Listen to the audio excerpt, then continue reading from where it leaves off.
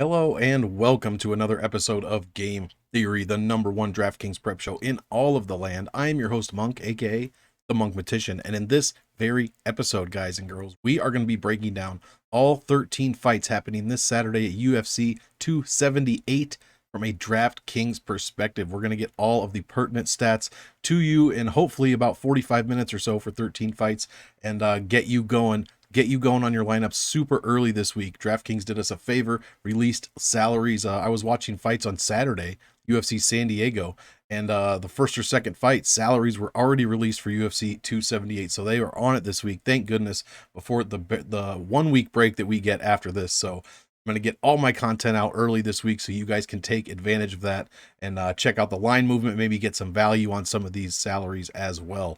Before we get started, please check out teamriseorfall.com if you play DFS of any kind, and I'm pretty sure I heard somewhere that football is coming back. So if you play DFS NFL, get over to teamriseorfall.com. We have tons of experts, tons of people in the Discord giving advice, strategies, all that stuff, posting their winners week after week. If you play DFS of any kind, any sport whatsoever, but especially NFL, baseball, UFC, get on over to teamriseorfall.com. Use code MONK, M-O-N-K. Save yourself $10 on a subscription right now. So guys, otherwise, before we get into it, check out MMA Engine. Me, Wheezy, Brady, and Lou Bet you bringing you content several times a day, several days a week before each and every UFC card. And that is no different for UFC 278. Be sure to like this video, subscribe to the Monk Maddox channel. We are on the road to 400 subs. This is a huge, huge week for UFC DFS, big pay-per-view week. So tell your friends, share it with somebody that plays in different tournaments than you, and tell them to subscribe to the Monk Maddox channel. Help me get to 400 subs. You guys have been killing it lately, so let's keep it going. Without further ado, also stick around to the end of the video. I will be showing CM Monk's picks for UFC 278, all 13 picks, whether he thinks they're going to finish inside the distance or not, and the percentages of what the implied odds rather that he sees via the stats. Excuse me. So without further ado, I've talked for long enough. Let's get right into the first fight of the night, guys. It is going to be Victor Altamirano going against Daniel Da Silva, formerly Daniel Lacerda.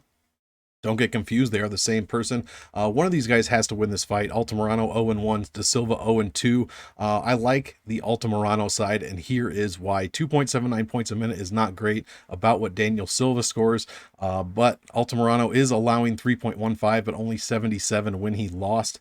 Meanwhile, Daniel Da Silva has allowed, in 7 minutes of fight time, almost 7 DraftKings points per minute and 104 on average when he loses. So I like the Altamirano side. Da Silva has been KO'd in one of his 2 fights. I believe it was Jeff Molina put him down. So give me Victor Altamirano if I'm going to play any of it. This is a high variance fight, meaning anything could happen. Flyweights go to someone from a flyweight fight makes the optimal lineup in just 47, almost 48% of the time. So that is not a great number. So I'll be a little bit lower on that. Altamirano allowing a ton of takedown points. That is what I'm worried about with Daniel Da Silva. He is scoring over a point per minute in takedowns and control time, and that is almost what Altamirano gives up.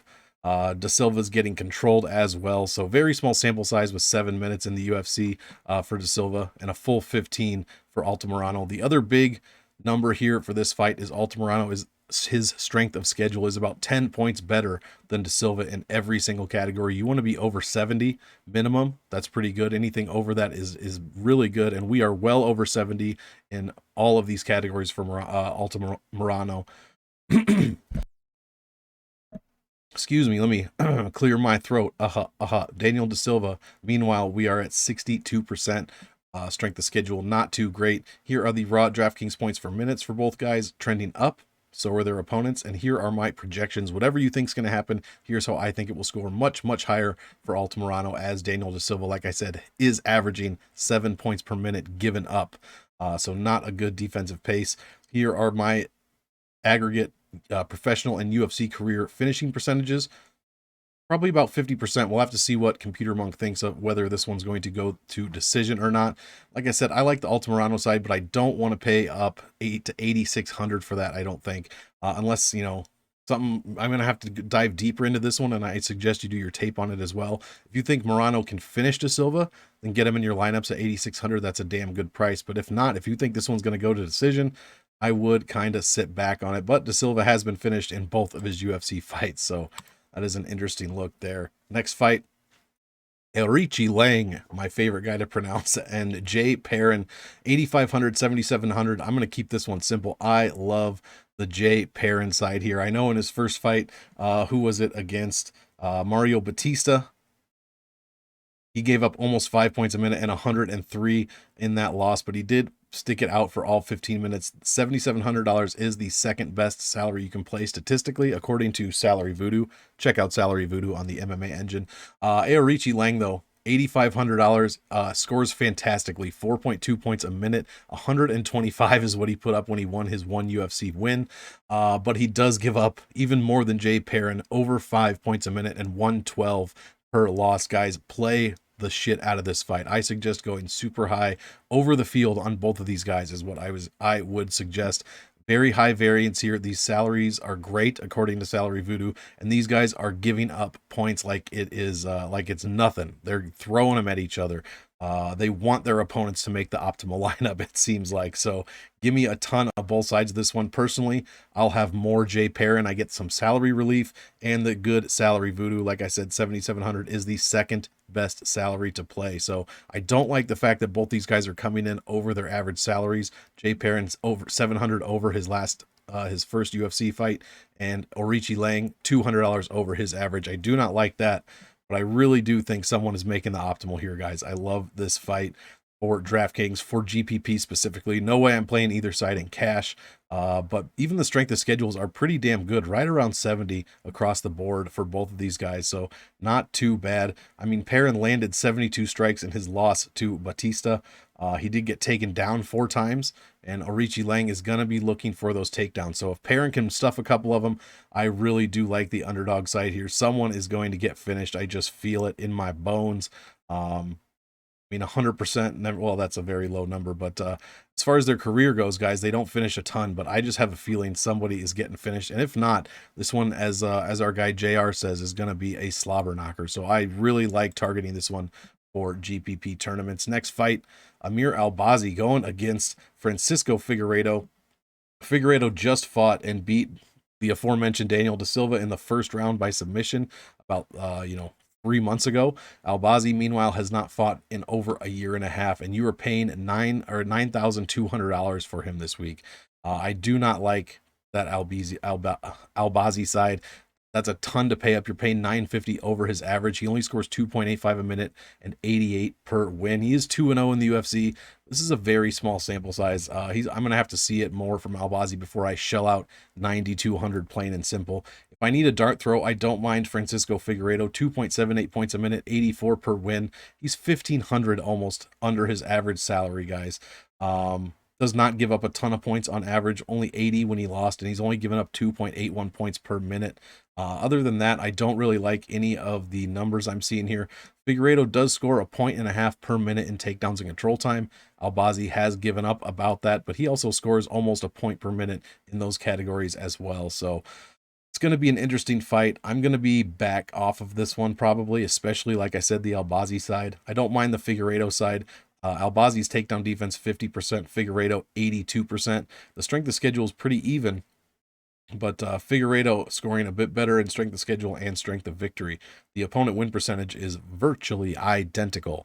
Figueiredo 2-1 in his first 3 in his UFC fights, beating Jerome Rivera and Daniel De Silva, losing to Malcolm Gordon in a 3-round unanimous decision. Albazi beating Gordon by first round sub and Zumagulov in a 3-round decision. Now he's $9,200, guys. I'm not paying $9,200 for a possible 76 decision win projection there. Don't really like the Albazi side. Like I said, I'm going to have to see it from him. $9,200 is a ton to pay up for this week. And I like guys, I like fighters around that area a bit more, especially at $9,000, who we will get to shortly. Next fight, AJ Fletcher going against Anja Loosa.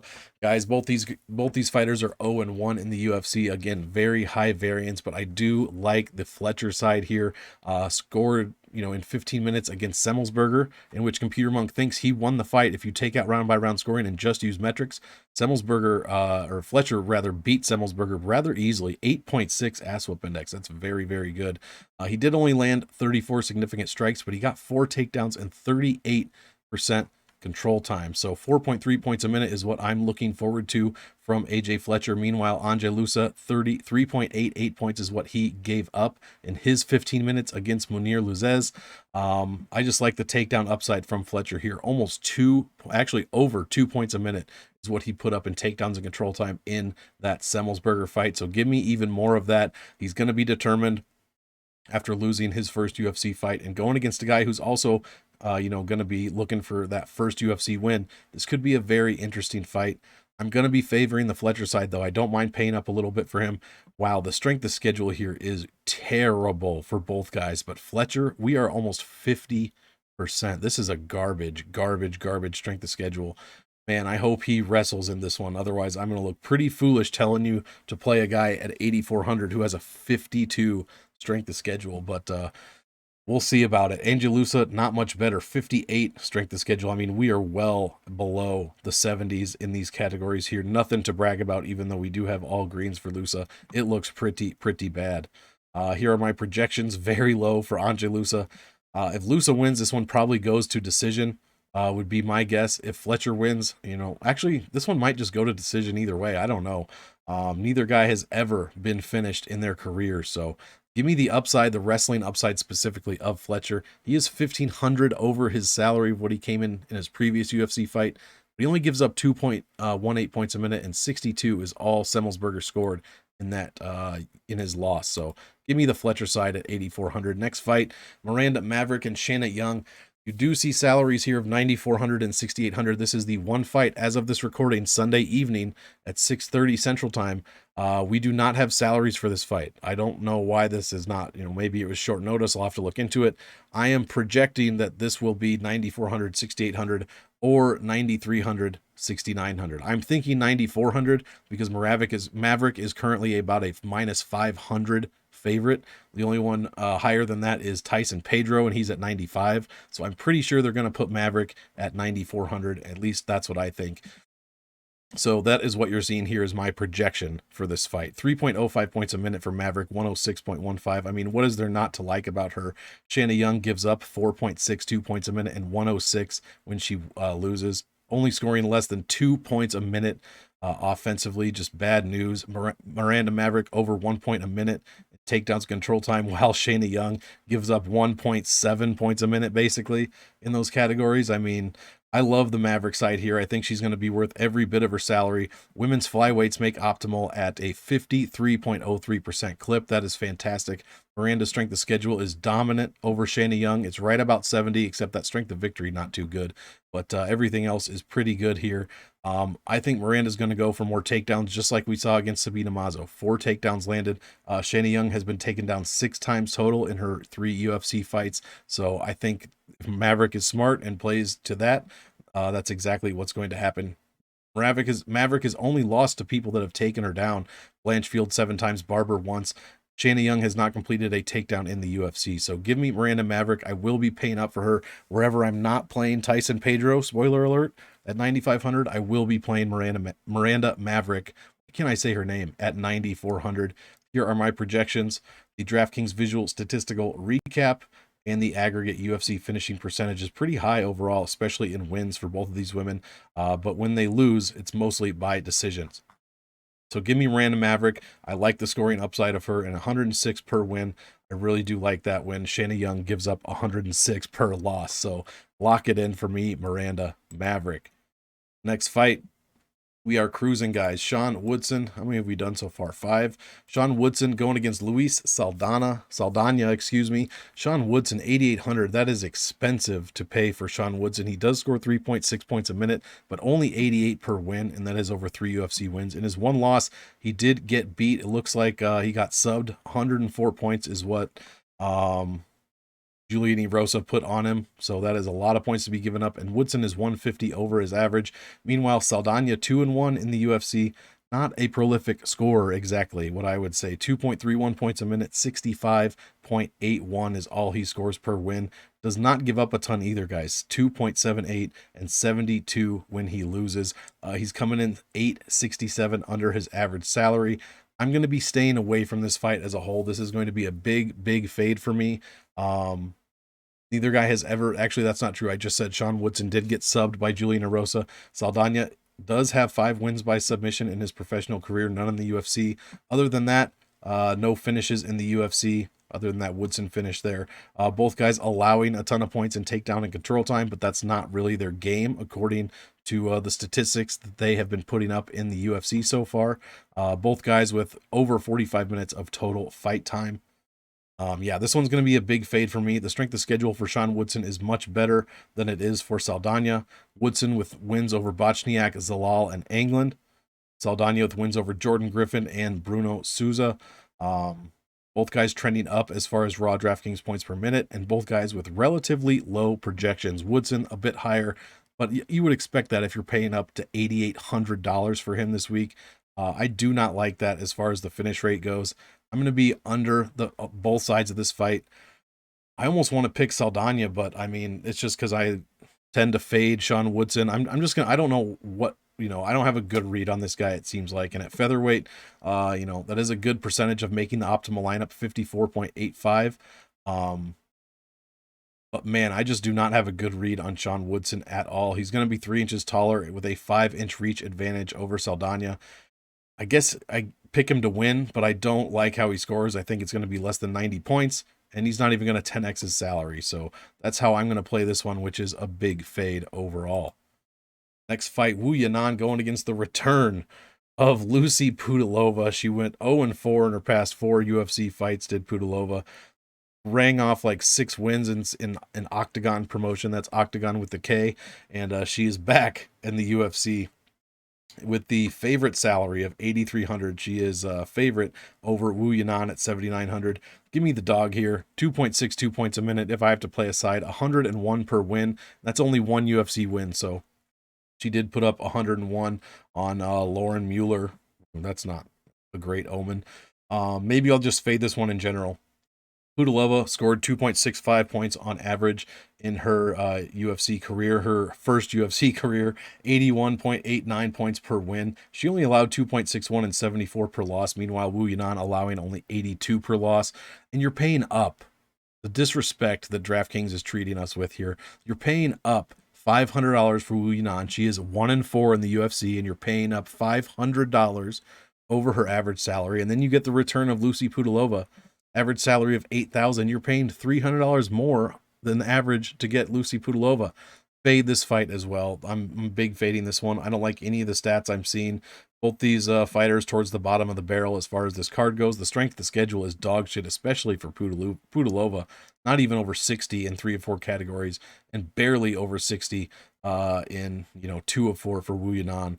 Both women 1-4 in their past 5 in the UFC. I don't want any part of this. They're both trending down. I guess Wu Yanan is trending up as far as points per minute. Pudilova trending way down. Projections are very low for this one. I do not like anything about this fight, guys. Tons of decisions for both of these women in their career. I mean, 15 decisions out of 20 fights for Lucy Pudilova here. Give me Wu Yanan for the win. And give me none of this for GPPs. I don't think either one's going to make the optimal lineup. Next fight, Jared Gordon going against Leonardo Santos. This one could be a sneaky under-owned fight, guys, but you are paying a lot for Jared Gordon here, $8,900. But what do you get for that salary? 4.72 points per minute, very good. 106.62 per win, very, very good as well. But he has lost 4 times in the UFC, and he is giving up on average 108.5 points per loss. 7-10 overs average, but a decent value of 9.3. Outscoring his opponents by over 2 points per minute on average. Very, very good. A high ceiling as well. Let's look at Leonardo Santos. 7,300, very low salary.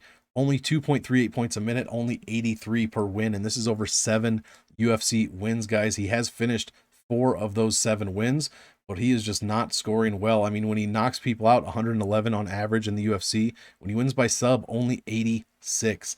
He's giving up not a ton of points, 2.47 a minute, 93 per loss. He's 1,100 under his average salary. So if you're on the Santos side, you're getting a huge break on his average salary this time.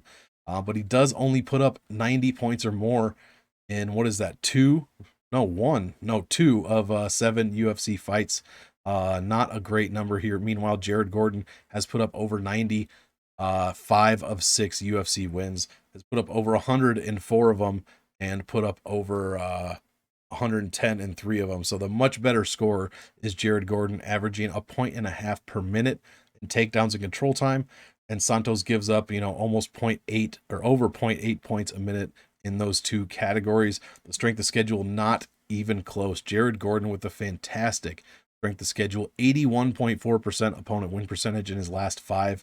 We're almost, 5 to 10 points over in every single category, 15 in the strength of defeat.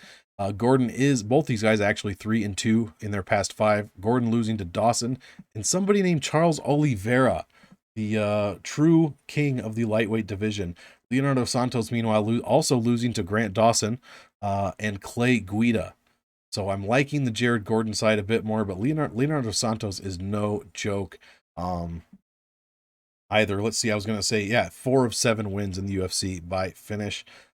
Pretty low overall as far as finishes in wins, but when they lose, guys, they get finished. 100% of their losses in the UFC have come by way of finish.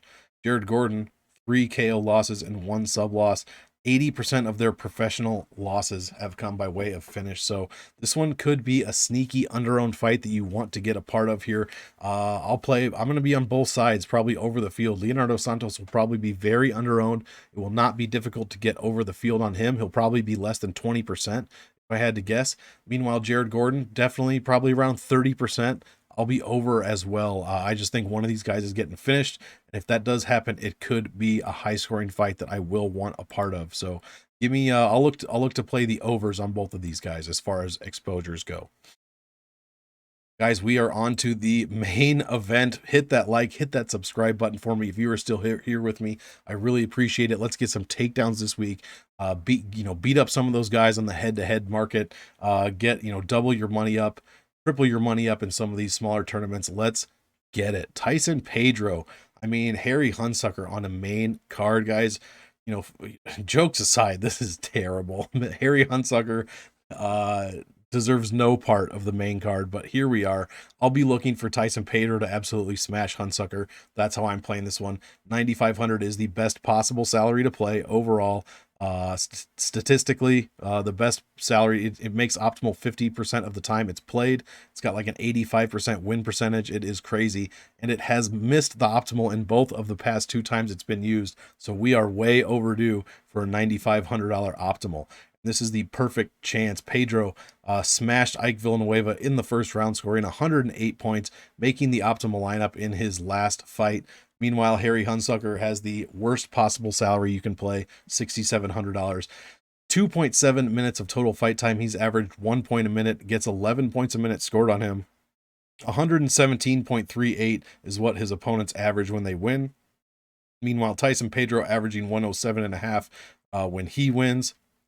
I'm fine with paying over $1,000 up over the average salary for Pedro. I love this salary. It is a total smash spot.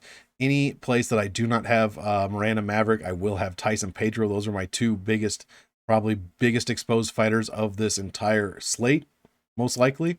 I mean, the salary voodoo here is ridiculous, and Pedro has put up over 90 in all 4 of his wins, over 100 in 3 of them. So that bodes well for a 10 to 12x on that $9,500 salary.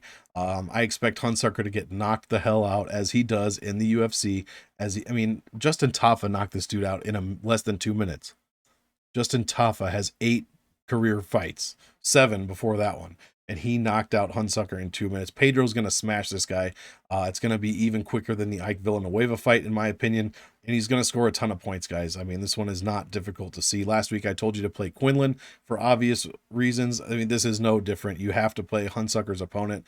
I guess if you want to get fancy, I mean, Pedro has been finished twice in the UFC, 2 out of his 3 losses. If you think Hunsucker is going to land a miracle, just go over the field.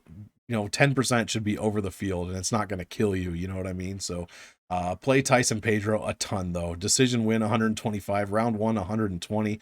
I mean, like I said, Hunsucker's giving up over 11 points a minute. The finishing rates are crazy for both of these guys. Play Tyson Pedro at 9,500. That is my advice. That one's at light heavyweight. That's another thing. Hunsucker going down to light heavyweight. I'm pretty sure he fought at heavyweight before. In fact, let's go back and check this. I don't want to be yeah, because Toph is a heavyweight and Tai Tuivasa, obviously. So Hunsucker is, going down a weight class. He's going to get smashed, you guys. Absolutely smashed.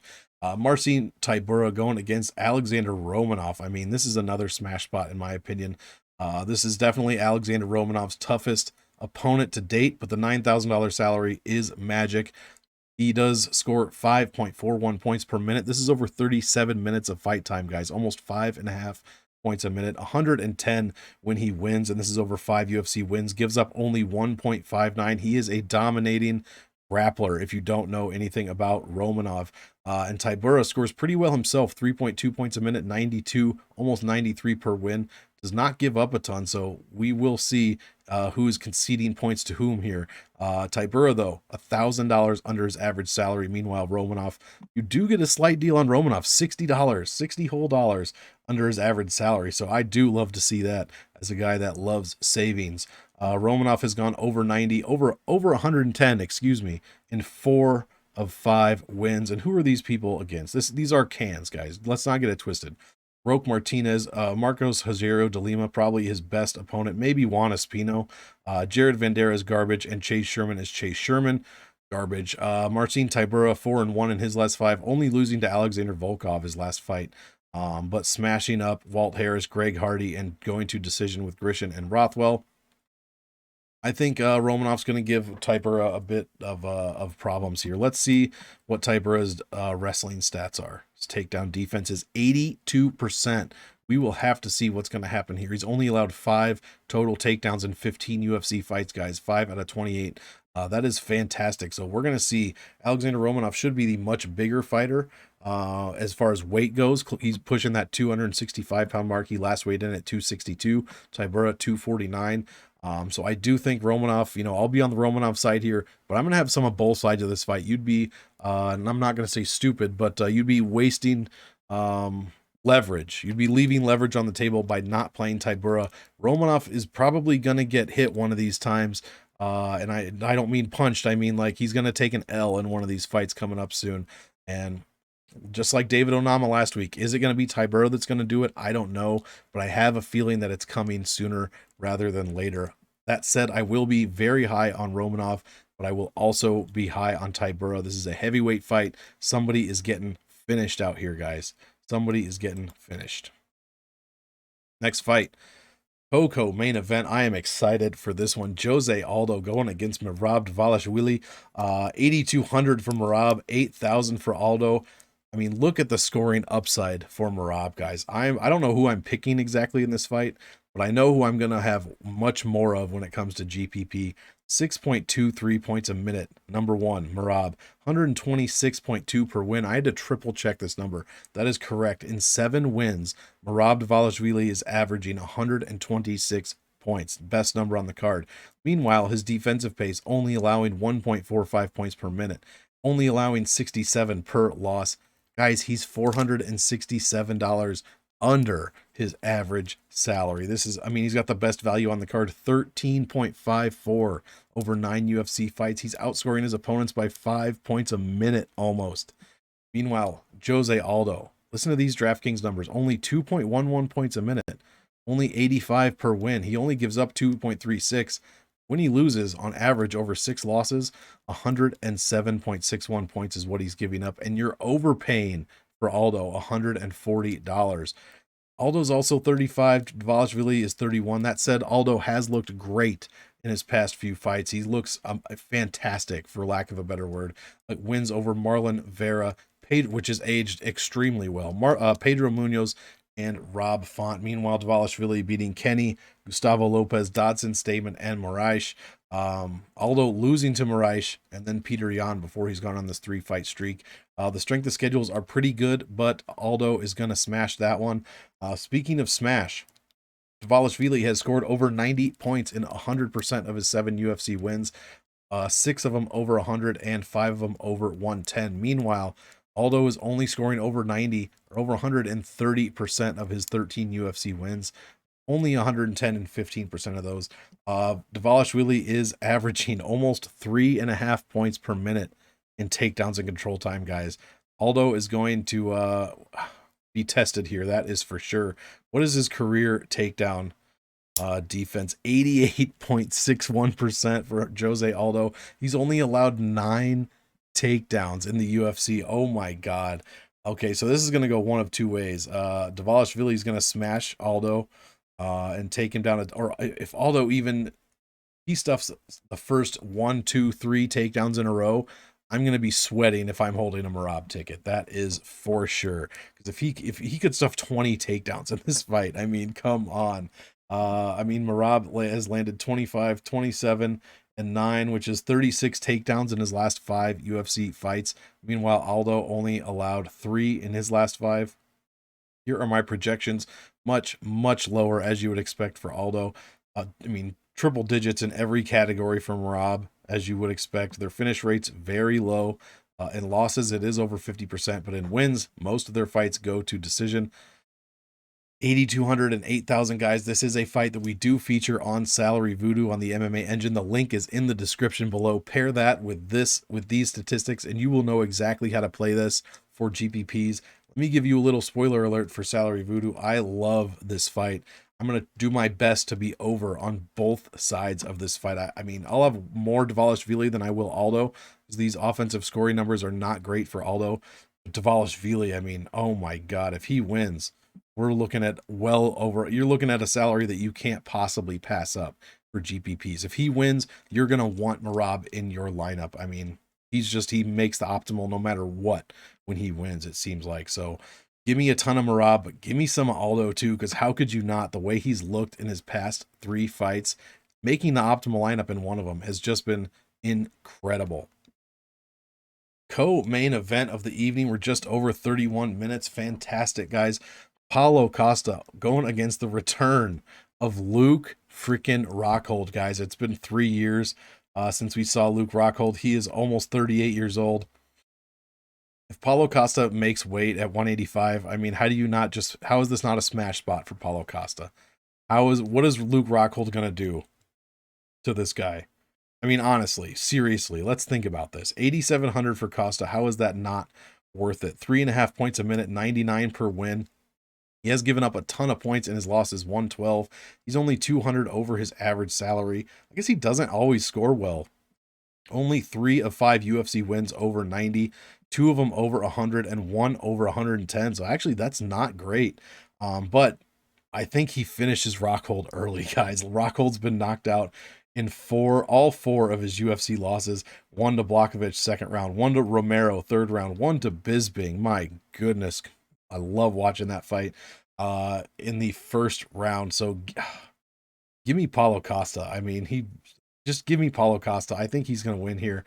Both of his second round finishes, he's averaged 105 points. And at $8,700, that might be good enough to get him into the optimal lineup. I'm not a huge Costa fan. I mean, he's definitely a character. We'll say that. But what is Rockhold going to do here? I just don't know. The strength of schedule actually goes to Rockhold, as you would expect, with the bit better competition. The finish rates are gigantic. I think whoever wins this is going to finish the other. I just have a feeling that Costa is going to get it done here. I'm going to have him in a ton of GPP lineups. You're only paying $200 more than his average salary.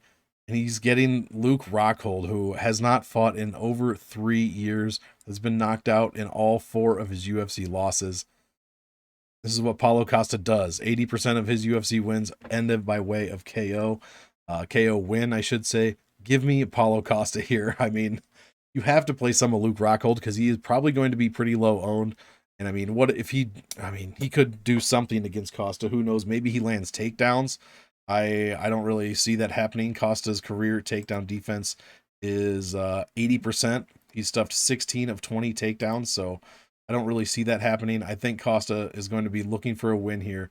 He's specifically going to be staring at Luke Rockhold's model chin, perfectly sculpted chin that Luke Rockhold has. So I think Paulo Costa is just going to see a ton of bullseyes on that thing and just go for it.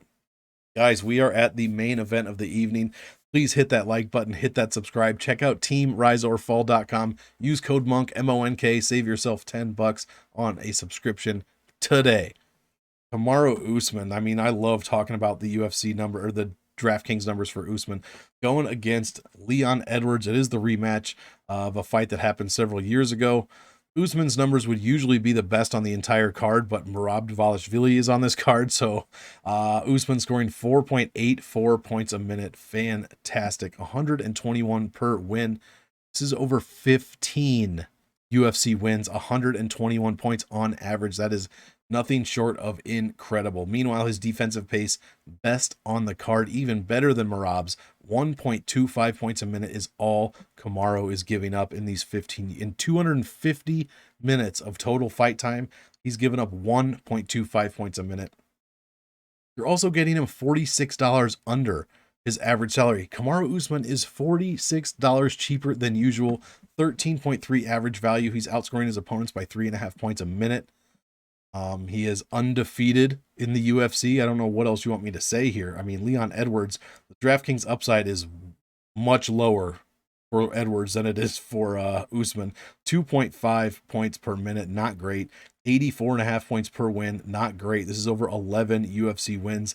He's not giving up a ton of points, only 2.21 per minute, but almost 100 points per loss.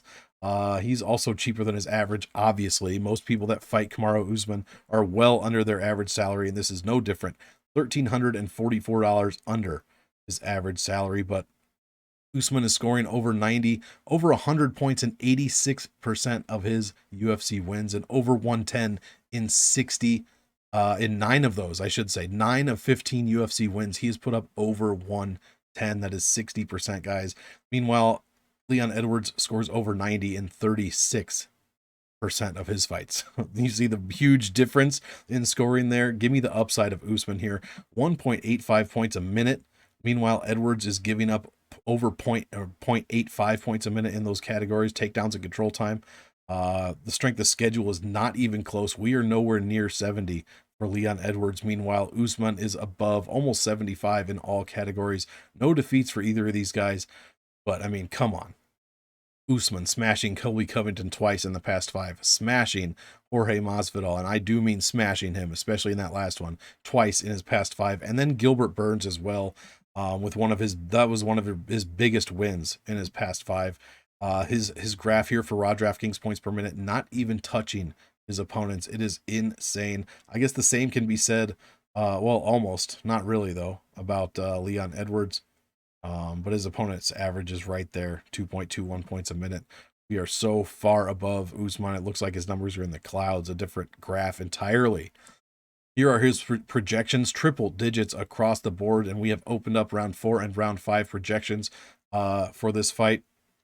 Real estate in the DraftKings visual statistical recap is much better, obviously, in every category for Usman over Edwards. The finishing percentage is very low in this fight. Neither one has ever been finished in the UFC, and only 25% of their career losses have ended by way of finish. That would have been Usman when he got subbed. I don't even know who. It was over 15 fights ago, obviously. Give me the upside here of Kamaru Usman. I love this play. I love a lot of the high-end guys. I think 9,500 it looks great. 9,400 looks great. 9,100 looks amazing. 9,000 looks good. A lot of high-end guys and girls this week that I will be getting in my lineup somehow. So you're going to have to find some of those dogs this week in order to make it balance. But man, the upside for Kamaru Usman is tremendous. And a lot of people think Edwards can win this fight. Maybe get him in your lineup as well at 7,100. That is a steal.